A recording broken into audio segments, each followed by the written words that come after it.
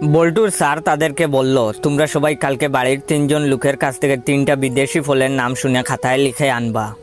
বল্টু বাড়িতে গিয়ে বাবাকে জিজ্ঞেস করলো, বাবা একটা ফলের নাম বলো তো। বাবা বললেন, তোর এইসব আজাইরা পেঁচাল শোনার সময় নাই। বল্টু এটা লিখে নিল। তারপর বল্টু তার দাদুকে বলল, দাদু বিদেশি একটা ফলের নাম বলো তো। দাদু বললেন, তুই একটা পাগল। বল্টু তাও লিখে নিল। এরপরে বল্টু তার ভাইয়ের কাছে গেল, গিয়ে বলল, ভাইয়া একটা ফলের নাম বলো তো। তার ভাইয়া বলল, তোর কথা শোনার সময় নাই, আমার গার্লফ্রেন্ডের সাথে দেখা করতে যেতে হবে। বল্টু এটাও লিখে নিল। পরের দিন বল্টু গেল স্কুলে। বল্টুর স্যার বলল, বল্টু তুমি বাড়ি থেকে যে 3টা ফলের নাম লিখে আনছো সেগুলো বলো। বল্টু বলল, তোর এইসব আজাইরা পেঁচাল শোনার সময় নাই। স্যার রেগে গিয়ে বললেন, কি তুই আমাকে চিনিস? বল্টু বলল, তুই একটা পাগল। স্যার বললেন, কি? চল তোরে প্রিন্সিপালের কাছে নিয়ে যাব।